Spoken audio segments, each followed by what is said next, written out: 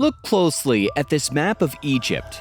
Nestled in its northwestern corner is a vast, seemingly barren expanse known as the Qattara Depression. This isn't just any desert, it's a geological marvel, plunging an astonishing 133 meters below sea level. Imagine a colossal basin larger than Lake Ontario, filled not with water, but with the potential for radical transformation. That potential lies in a daring project, one that could rival the iconic Aswan High Dam in scale. The Qattara Depression project envisions connecting this sunken desert to the Mediterranean Sea via a canal or tunnel spanning 55 to 100 kilometers. This would unleash a controlled influx of seawater, creating an artificial lake and harnessing the power of evaporation to generate hydroelectricity. But the ambition doesn't stop there. The project also proposes extracting valuable salt from the resulting hypersaline environment. The stakes are high, the engineering challenge is immense. But could this audacious plan be the key to unlocking Egypt's energy and economic future?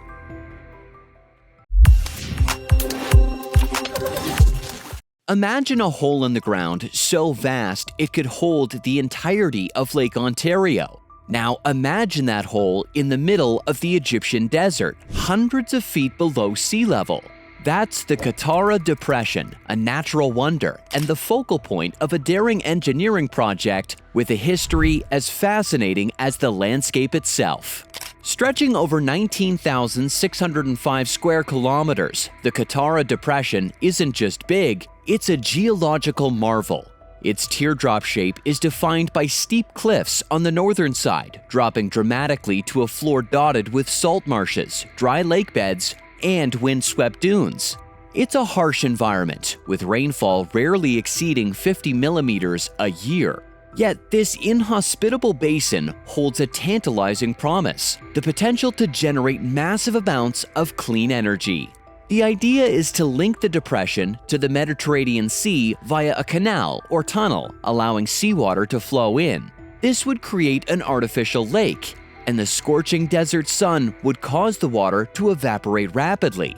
By harnessing this continuous evaporation, turbines could be driven to generate electricity on a grand scale. But transforming this vision into reality has been a complex and contentious journey. The first proposals date back to 1912, and since then, numerous plans have been put forward, each with its own set of challenges and potential solutions. One of the most ambitious proposals came in the 1970s from German scientist Friedrich Basler.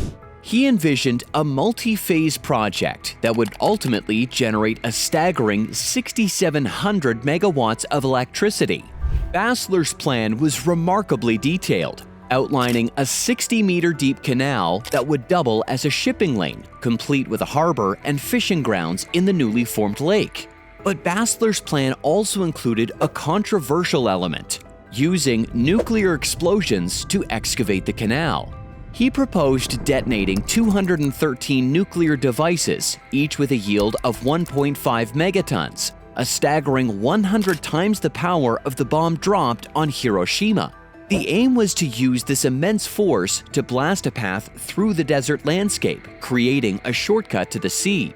However, this idea raised significant alarm bells. The potential for radioactive fallout, environmental damage, and the need to evacuate over 25,000 people sparked widespread concern. Ultimately, the Egyptian government rejected the nuclear option, leaving the project in limbo.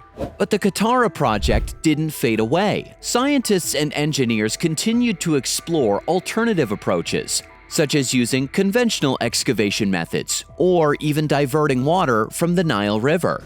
Today, we have the tools to turn this desert dream into a reality, thanks to advancements in water desalination and tunneling.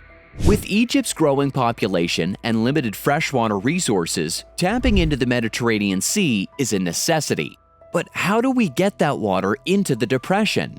Tunnels are the answer, and new boring technologies have made them more feasible than ever. We can now create tunnels faster and cheaper, potentially at a cost less than $6 million per kilometer. For the Qattara project, this means a 55-kilometer tunnel could be built for around $300 million.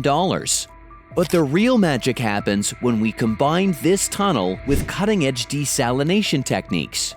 Instead of creating a salty lake, we can transform seawater into freshwater on a massive scale. Imagine a network of tunnels, each 3.6 meters in diameter, pumping a continuous flow of water into the depression.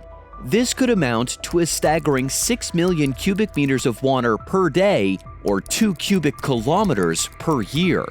This water would then be treated in a state-of-the-art desalination plant powered by a combination of hydroelectricity and solar energy. The flow of water through the tunnels would generate 40 to 50 megawatts of electricity, while an array of solar panels would provide an additional 400 megawatts. This abundant energy would drive the desalination process, producing clean freshwater for drinking, agriculture, and industrial use. To fill half of the Qattara Depression, we'd need a lake covering 12,100 square kilometers with a volume of 113.5 cubic kilometers. This would require around 10 tunnels, each operating continuously for roughly 20 years. While this seems like a long time, remember that the benefits would start accruing almost immediately as the lake begins to form and freshwater production ramps up. The total initial investment for this project is estimated at $5 billion. That's a hefty price tag, but it's important to put it into perspective. Egypt's annual revenue from the Suez Canal is even higher, highlighting the potential for the Qattara project to not only pay for itself, but also generate significant economic returns. And the innovation doesn't stop there. New technologies are emerging to minimize water evaporation from the lake, ensuring a stable and long-lasting water source. One promising solution involves modular floating covers, which essentially create a physical barrier between the water surface and the dry desert air. These covers are typically made from lightweight, durable materials that float on the water, forming a continuous layer across the lake's surface. They can be designed to withstand harsh weather conditions and can be easily deployed and maintained. By preventing direct contact between the water and the atmosphere, these covers significantly reduce evaporative losses, conserving precious freshwater resources.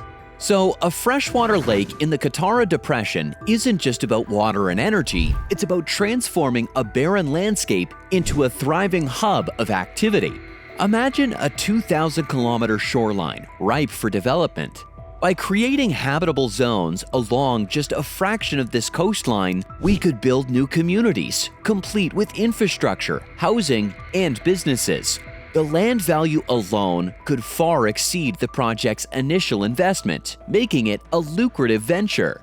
But the benefits extend beyond economics. A large, deep lake acts as a natural climate moderator. Water absorbs heat during the day and releases it slowly at night, creating a more stable and temperate environment. This could reduce extreme temperatures in the surrounding area, making it more hospitable for both people and wildlife. The lake could also become a vital source of food. With the abundance of fresh water, we could cultivate fish on a large scale, providing a nutritious and sustainable food source for the region. The surrounding land, now irrigated with fresh water, could support greenhouses and other agricultural projects, further enhancing food security. The environmental impact wouldn't stop there. By planting trees and vegetation around the lake, we could create a green buffer zone that helps to combat desertification and promote biodiversity. Imagine a lush oasis in the heart of the desert, a haven for plants and animals alike. Even the climate could be affected. The presence of a large body of water could alter local weather patterns, potentially leading to increased rainfall in the surrounding areas. This, in turn, could further promote vegetation growth and reduce the need for irrigation, creating a positive feedback loop of environmental improvement. The Qattara project isn't just a bold engineering feat. It's a vision for a more sustainable and prosperous future. So, what do you think about this ambitious project?